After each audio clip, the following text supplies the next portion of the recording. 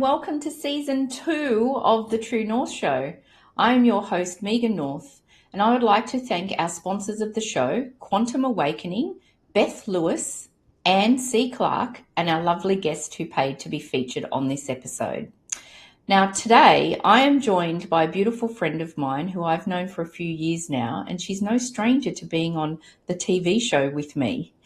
Dr. Melissa Raymond is a physiotherapist with a PhD, researcher, university lecturer, and Eczema and Quantum coach.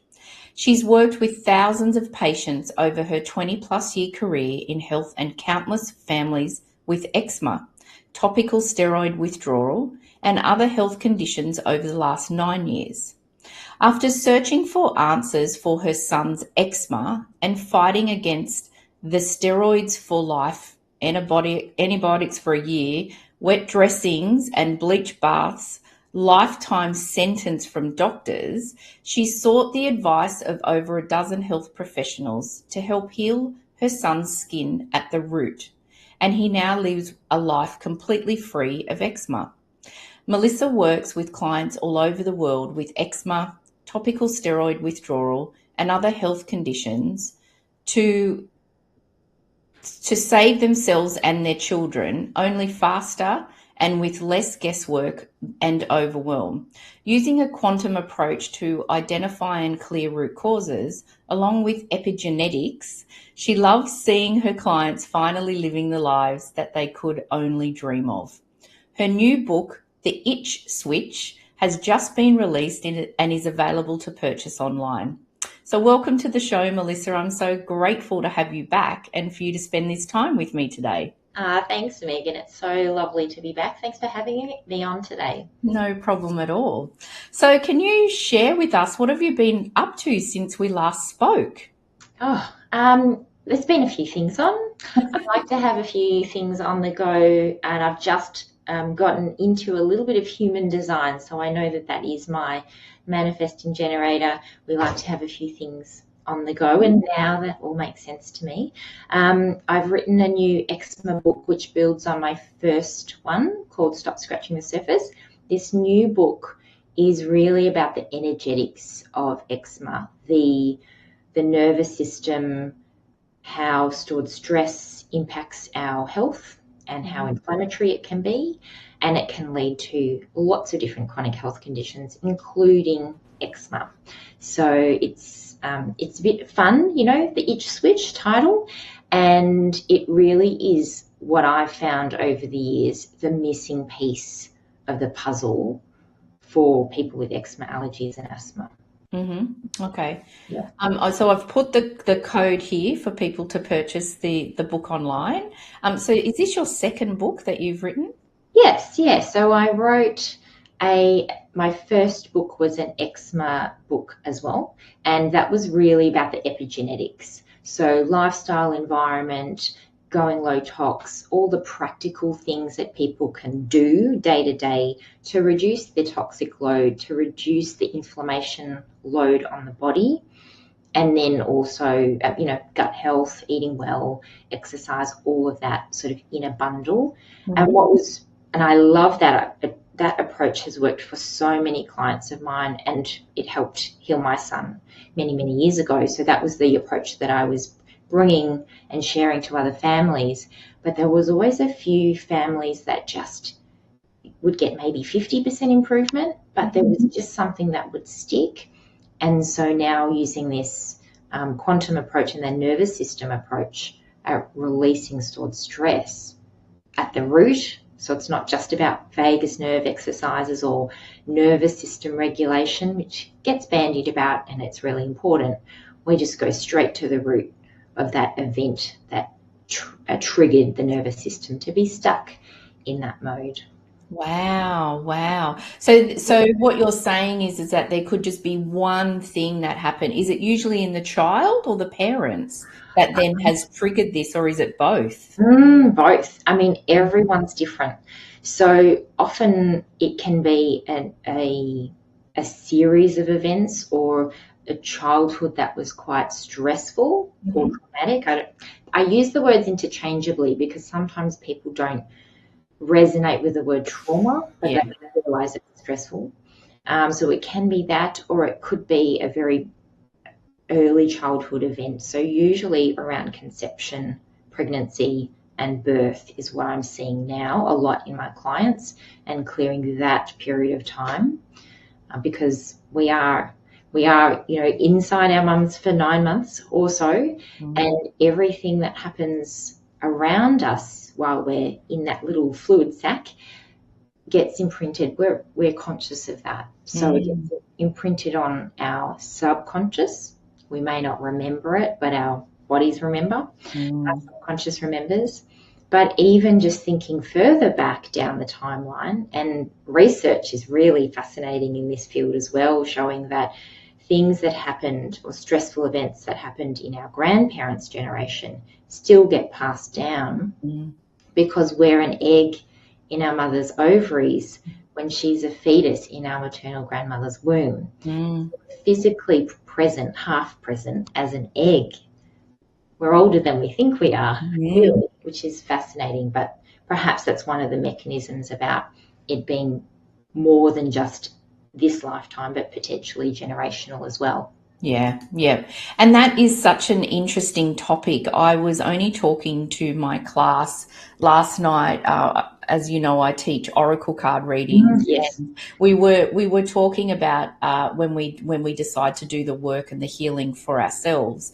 But my understanding of it is that when we do the healing, we are healing then 7 generations prior to us, and then actually 7 generations ahead. And so as you know, I'm clairaudient, and I have a very beautiful relationship with my mum. I hear her all the time.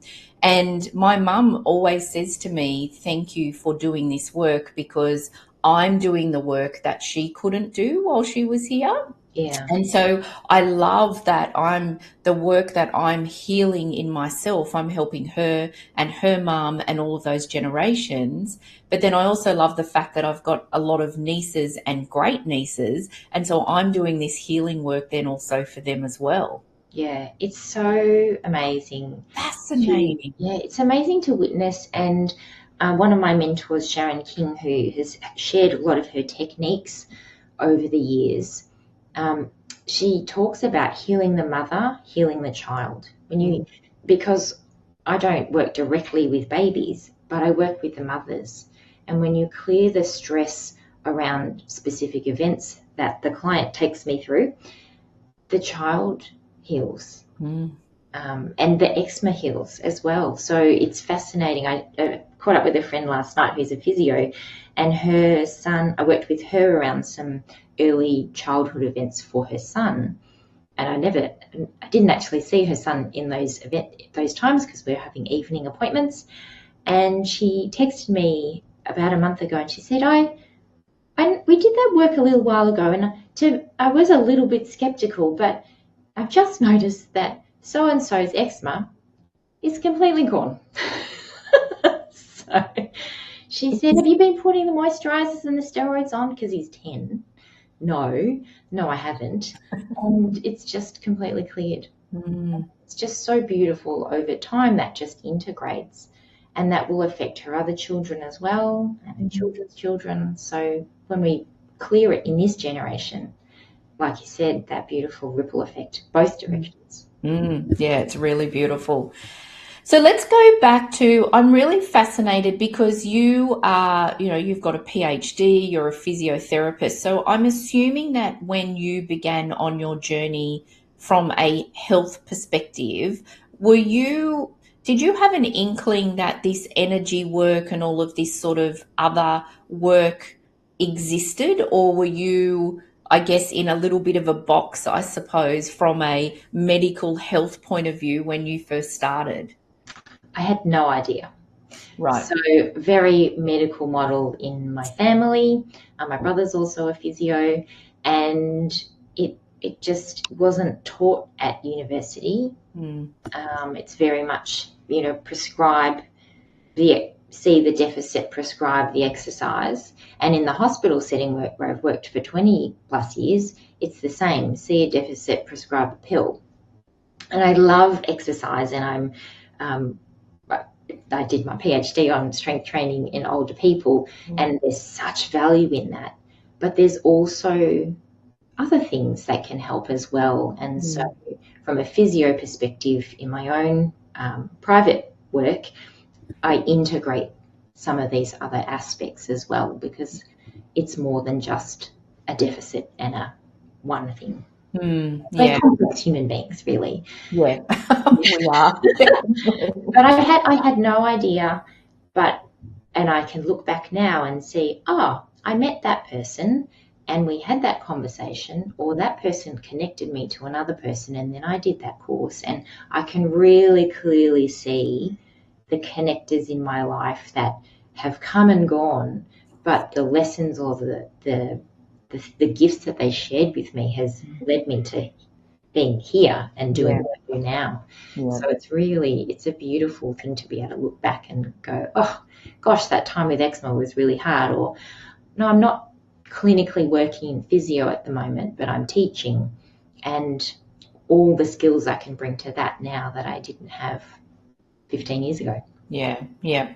So was there a defining moment that led you to pursuing this, I guess would you say that this is your, I don't want to say current passion or purpose, but I suppose at the moment. Manifesting generator, probably. So was there a defining moment that led you to sort of go along this path? It was probably a slow realization over time. So when Ben was 4 months old, he developed really severe eczema, and then we had him tested for allergies, and he also then showed up with pretty much allergic to everything that they tested him for at 4 or 5 months old. And so I was looking for ways to help with his allergies, and definitely gut health work has helped significantly with that.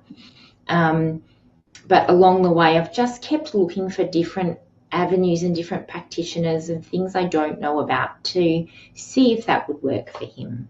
And so I connected with, a friend had recommended someone in a particular field in bioresonance, and we had a few goes at that, and that person then connected me with someone to do a Reiki course, and I just wanted to do that for myself because I was interested and was something to do. And then from there, that slowly opened up this world of energy, and I was like, oh, okay, all right, can't explain it.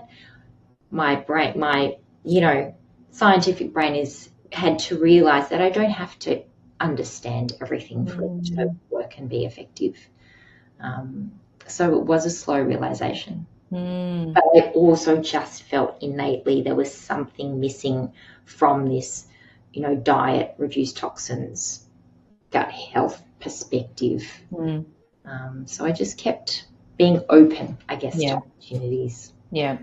And did you find then, just based on our conversation just before, was there obviously things then that you needed to work on yourself to then be able to help heal Ben as well? I did a lot of research in the early days. I spent about 6 months looking at elimination diets. We did an elimination diet. I lost a lot of weight on that, and I see now that wasn't terrific advice that I was given. However, part of my journey. So I did very, very much research things, and then kept coming across this gut health thing in a Yahoo forum in 2010. And I just said, oh gosh, this gut health thing, because it wasn't talked about then. No one really knew anything more than the Yakult probiotic from TV, right? That's probably the first probiotic widely known in Australia. But it just sounded too hard. And so I really had to get to a place of real struggle personally, and realization that if we kept on doing the same thing, we were going to keep getting the same result, which was terrible eczema, bleeding from the head, weeping skin, just horrible. And the options that we were given, which was the steroids for life, bleach baths, a toilet cleaner in the bath, wet dressings, hospital stays, and antibiotics long term. I didn't want to go down that route, but I had to find a different option. And so that's sort of where we went into the gut healing part. So I guess I had to really struggle with figuring out we had to change something, and it was going to be hard. But if I didn't try, I would always wonder if we could have done more for Ben. Yeah, absolutely. Absolutely. And so what happened with your relationships then through this process? Because I'm sure that you would have had some people that were still very focused on only the clinical, I guess, prescribed way, as opposed to you then looking outside and being open. Did you find that your relationships changed with some? We sought a lot of different health professionals' advice along the way, and there was some people that we just saw once. So that was the end of that relationship. And my husband Rob was so supportive. He just said, "You're the health person in the family." He's got a finance background. Whatever you think, if you think this is going to help, let's do it. Always go back to the steroids if we need to. Yep. But if this is what you think and this is what you've researched, then let's try it. So it was amazing to have that support, because in those forums, a lot of families didn't have that support, and that there was a lot of second guessing, a lot of, why would you go down this approach? Because it's, at the time, nobody really talked about gut health. So I had a lot of support from Rob. I had a lot of support from family, from mum and dad, although dad was really worried about my weight loss, and rightly so. Being on an elimination diet down to five foods that I was eating because I was breastfeeding, it was really, really unhealthy. So that strict avoidance diet can be really, really damaging, mentally as well as physically.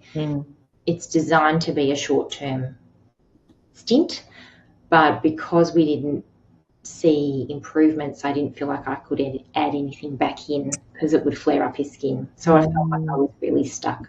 And that's where I could see Ben's future, where he kind of I could literally see he's got two roads.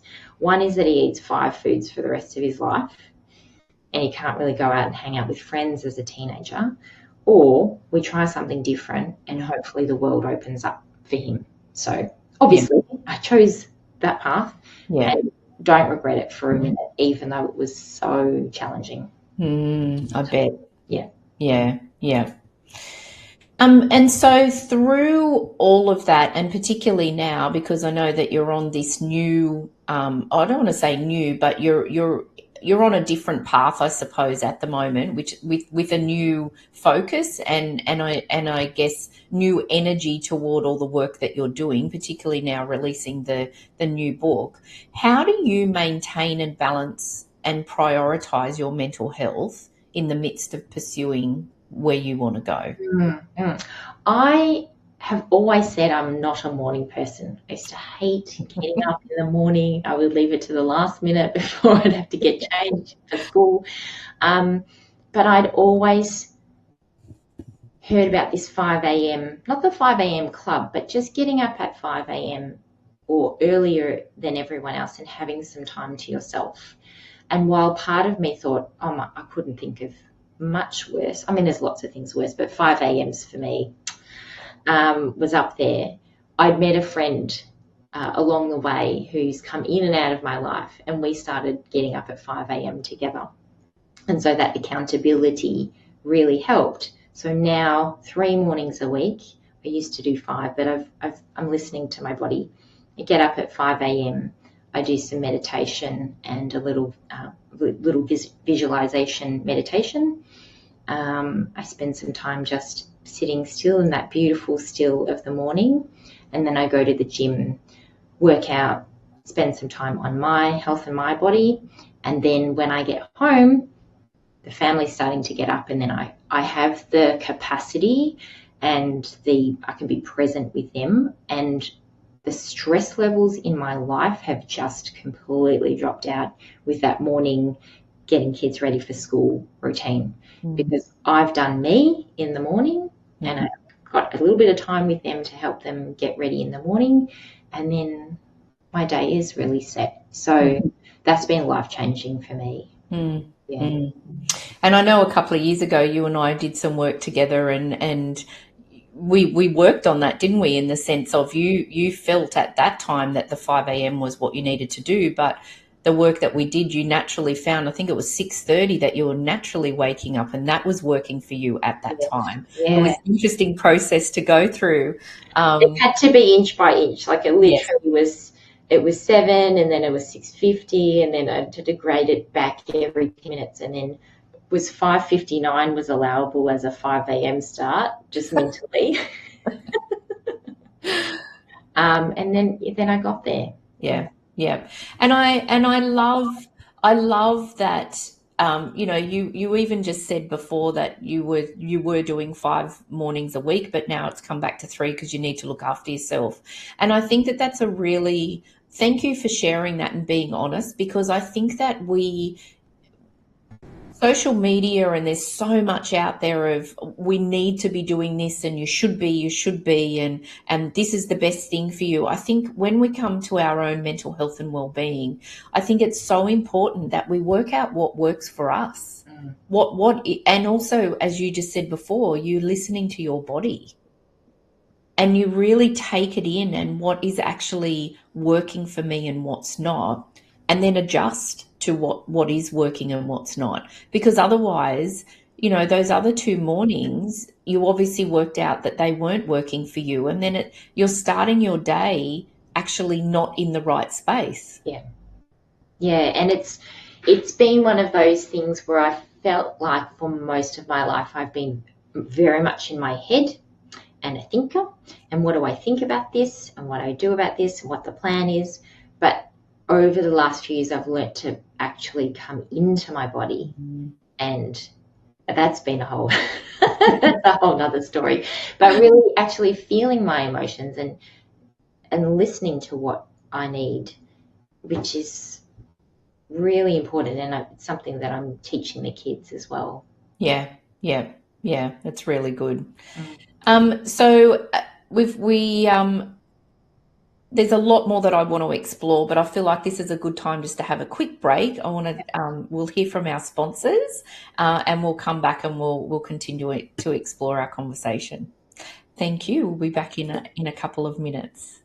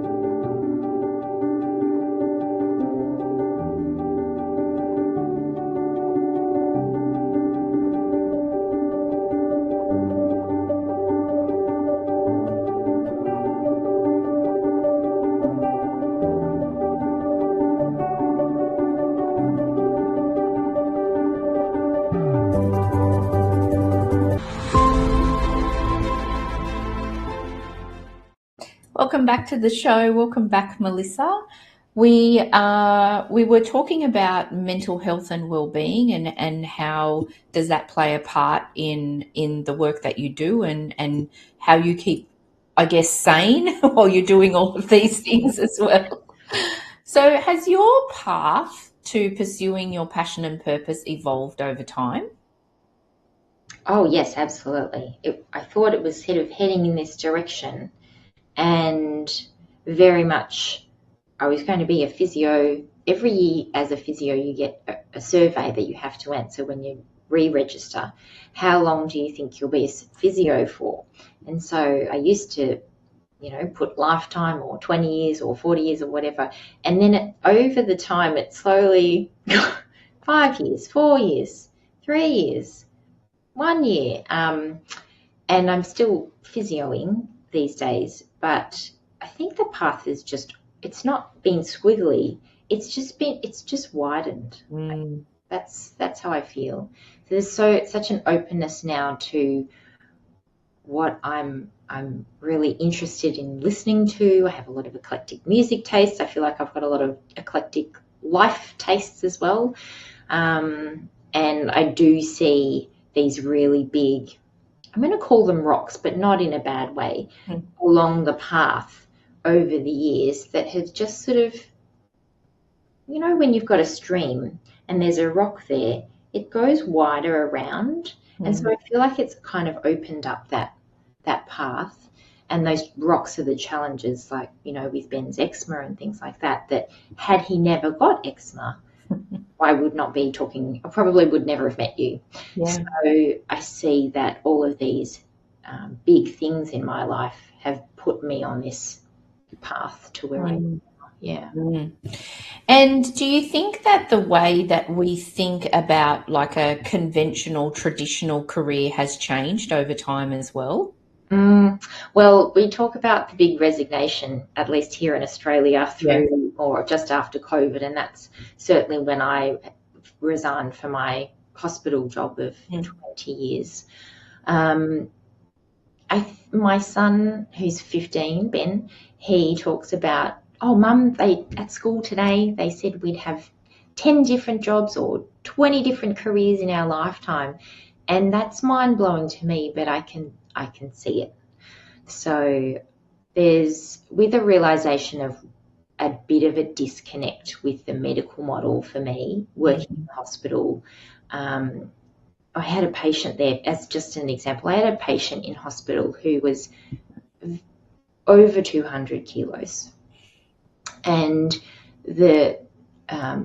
one of the health professionals who specializes in food was prescribing Milo 3 times a day.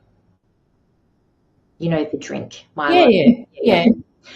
For the protein content. And when I questioned that, as I think most sane people would, right? Like looking at your face, tell the story to, they're like, what?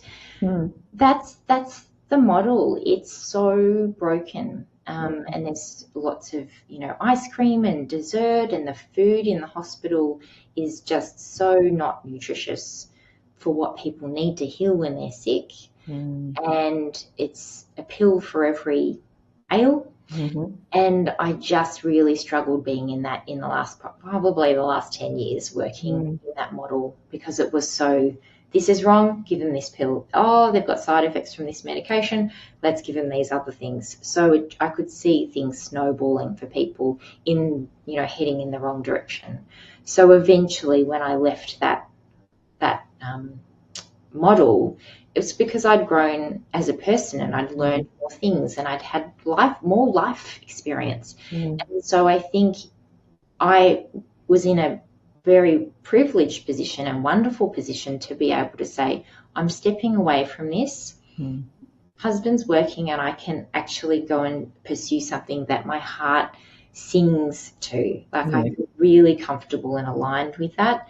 And I love physio and I'm really aligned with that, exercise model, but I needed something different. You need a bit of change. We've got this lifetime here. We're here to create joy and find joy and make a difference in the world. So that's why I sort of sidestepped and shifted. Just re-pointed that direction. Yeah. And I love that you talked about, particularly the support that you had from your husband as well, because I think when we start to think, okay, this conventional way of working is not going to work and it's really not what I want to do, I think there's courage or confidence that we need, one or the other or both. But I also think too that if you if financially you can't, particularly if you're working in corporate or in a very traditional space, if you can't step out of it wholly and solely straight away, I feel like now that there's more opportunity to, start your side hustle, do something on the side and start to slowly build that up. I know that that's what I did.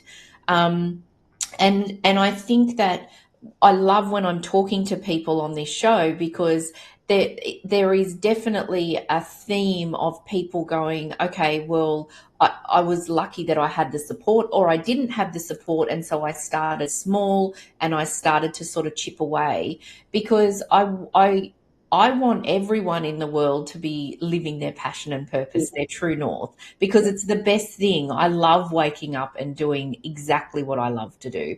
But it's been a journey. It's definitely been, as with you, you were loving and were very passionate about the work you were doing, but now you've moved into a different path, but you're again waking up with passion and purpose, but you also had that support as well.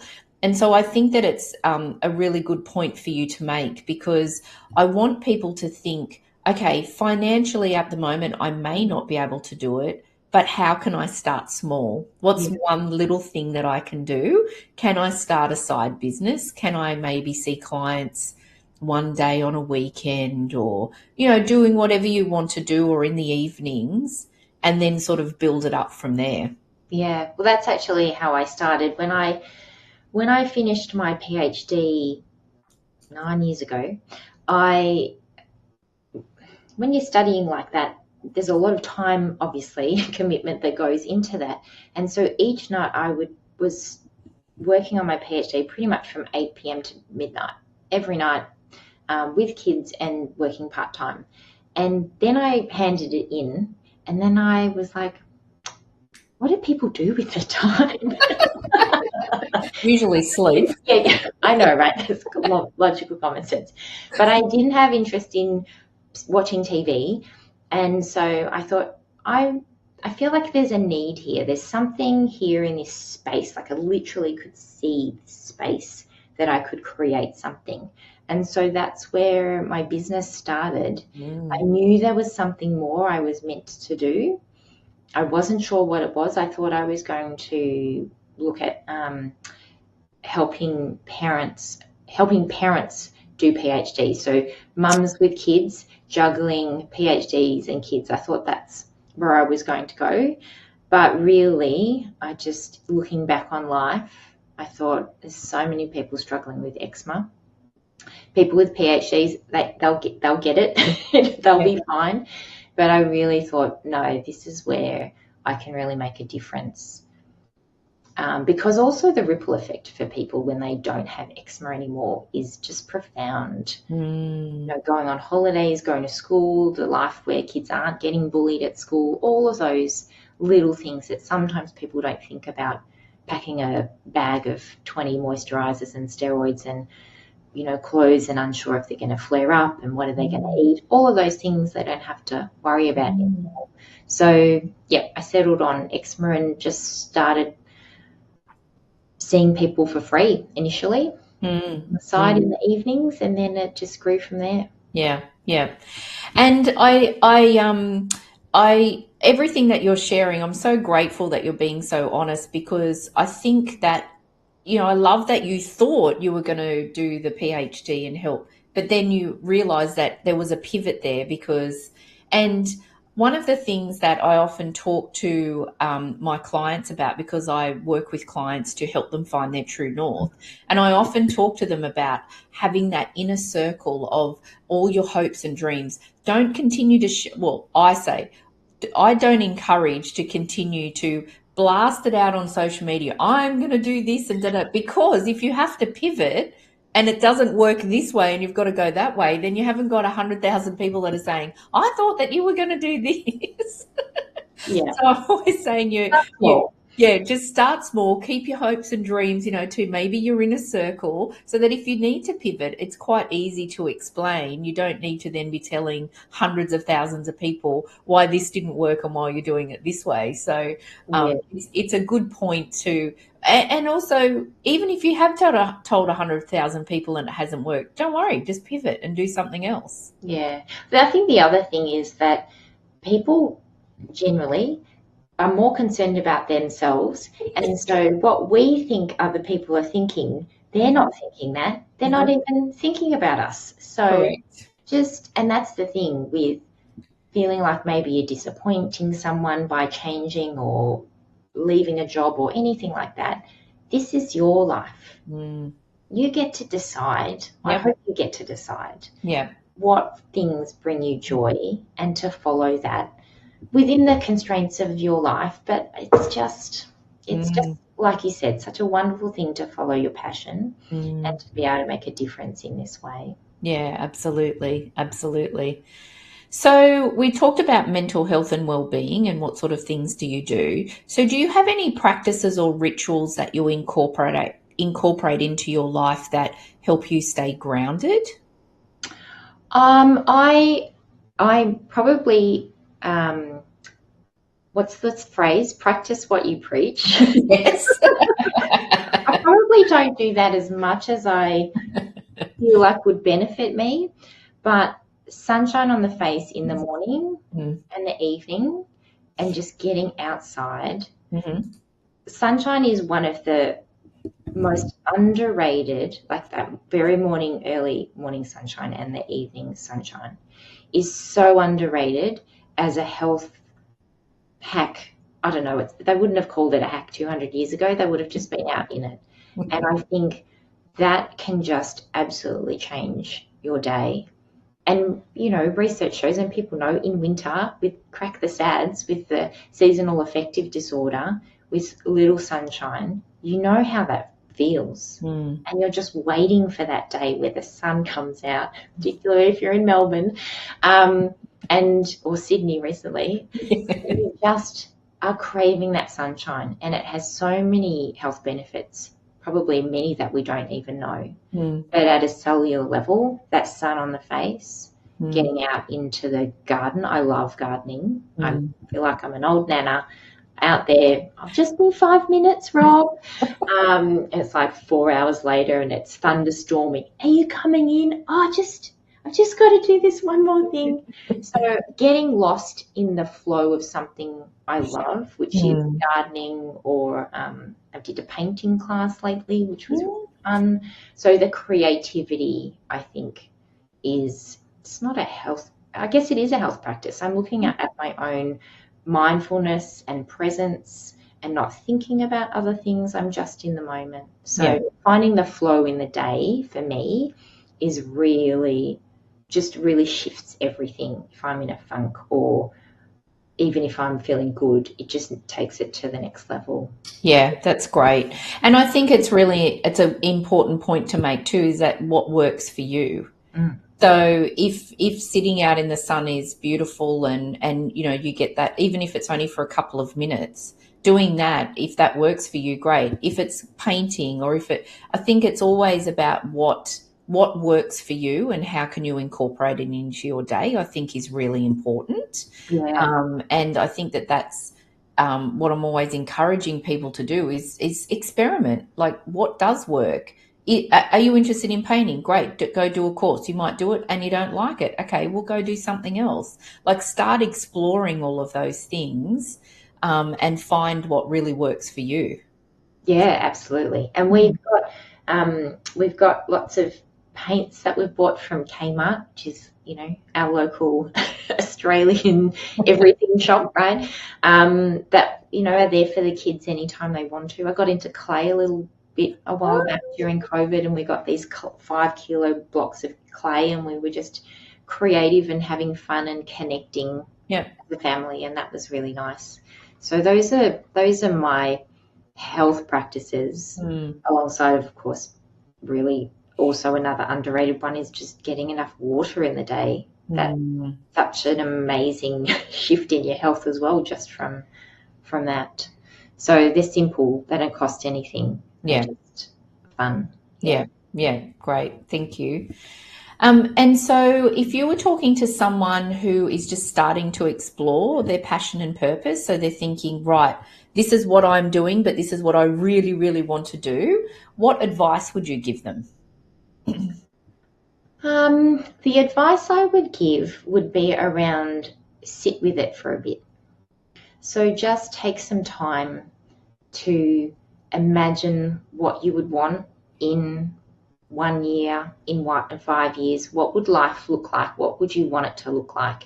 Because often having that end goal associated with the feelings of how you're going to feel can fill in the steps to get there. Like you don't need to know the how, how I'm going to do it every step of the way. It can fall into place and opportunities can come across your path when you just allow a bit of openness about the how, but having the goal in mind of what you want it to be or look like or feel like can be really helpful. Because I have struggled in the past with knowing what I want at the end. I don't actually know what this will end up looking like at all. So I've found it really hard to visualize that. But perhaps for me, it's been more about how I want life to feel. And then that makes it easier. I don't need to know what it's going to look like, but this is how I want to be in my life and this is how I want to feel. And I feel that's really helped along my journey. Because people do talk about visualize what you want and really picture what you're doing. I can't picture that. But I know how I want to feel and how I want to have that flow in my life and the freedom to be able to choose and change different projects or add different things in and have that full picture without it being an overload. Yeah. Yeah, I love that. I think that that's really beautiful because ultimately, I guess when we're on a journey and we're trusting the universe, sometimes what we think we're going to see is maybe something maybe even bigger than what we can't see, and the universe has got more in store for us. So I suppose when you go into that feeling of the manifesting, how is it going to make me feel, and what do I want my life to, I guess, feel and look like, then it leaves you open to say yes to things that maybe you wouldn't have said yes to, or open doors to other opportunities that you didn't think that you would get. Yeah, that's right. I have a client who he has business and he wanted to work through some business blocks, and we worked through using the same techniques as I use for eczema in this work.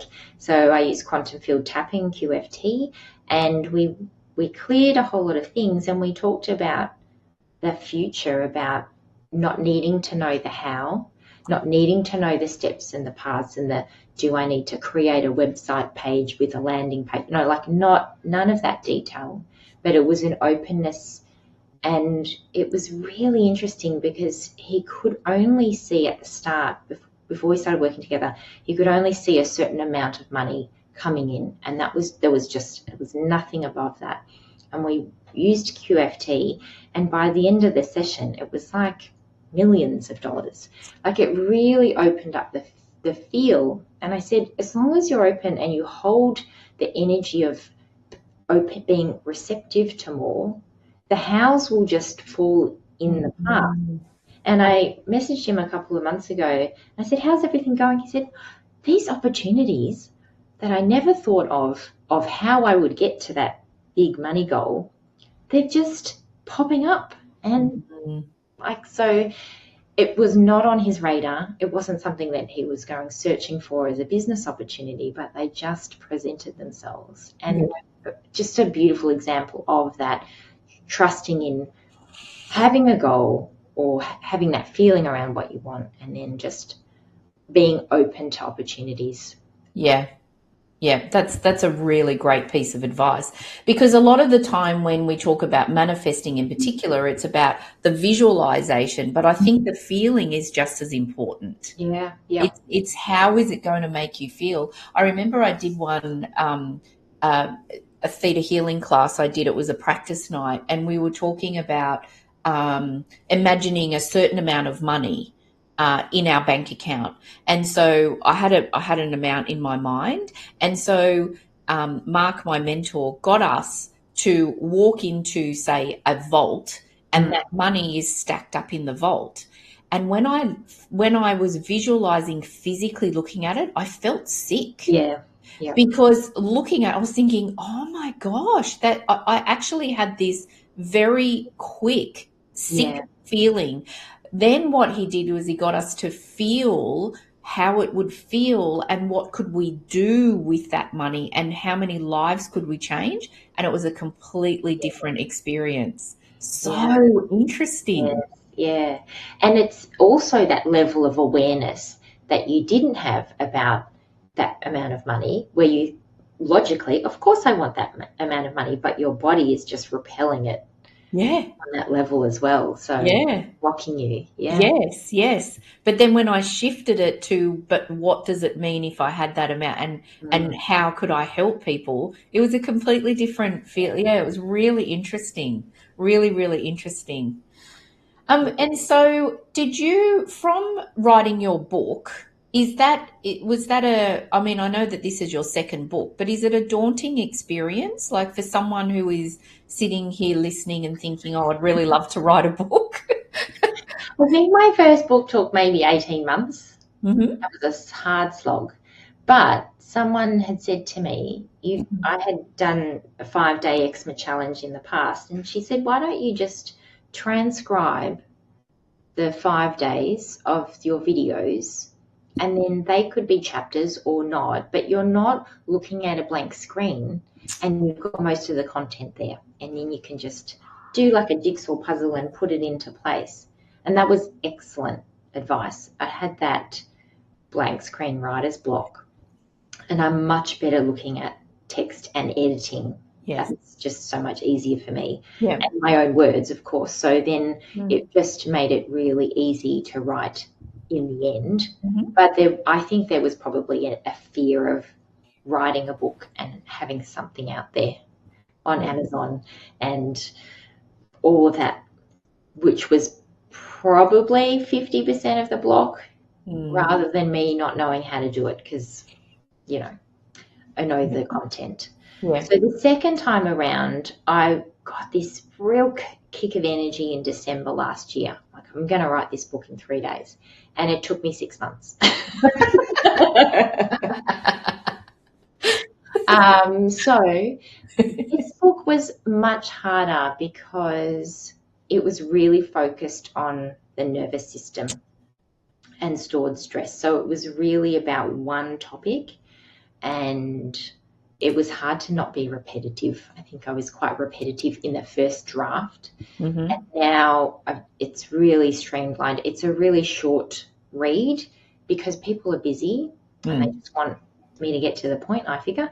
So it's just the explanation of the nervous system, working on health as an upstream issue. So eczema is a downstream symptom, and we can put the creams on which deals with the downstream flow, but we really need to go to the root cause, which is upstream. And so that's the nervous system, where our body has this inbuilt physiological state of healing. It's just called parasympathetic state. It's just inbuilt. Everyone has it. So the book, in the end, I could always be quicker at things, but I've realized in my life I way underestimate how long it takes things to do. But now it's out there, and I'm really, really pleased. And some of the feedback from the readers have just said, oh my gosh, it just makes so much sense now that everything we've been trying hasn't worked. And there was a lot of stress around pregnancy or conception, and I can see that now. So it's really nice to have that feedback. It's really nice to have it out there. And I hope people get a lot out of it. Fantastic. Wow. And did you self-publish? I did. It's just an ebook. The first time I put it on Amazon, #1 Amazon in Australia, which was exciting. But that was a lot more work around the tech side of things and uploading to Amazon, that I didn't want to have to rely on someone else as lovely as she is, I just wanted to just get it out there. Yeah. And so it's just on my website. Yeah, great. Well done. That's Yeah, fantastic. thank you. Congratulations. It's really good, really good. So can you believe that we've only got a couple of minutes left? Megan, because our time together always goes so quick. It does. It does. So I'm going to ask you the same question that I ask all of my guests before we finish our conversation. So what is one lesson or truth that you've learned on your journey that you wish you had known earlier? I said it last time, and it is the no mud, no lotus. It's around the lessons that we have, the challenges in our life, and we can take the lessons from them, or we can carry the load further with us along the way. Yeah. So I've really lightened the load over the last few years in understanding that these things have happened, really challenging things have happened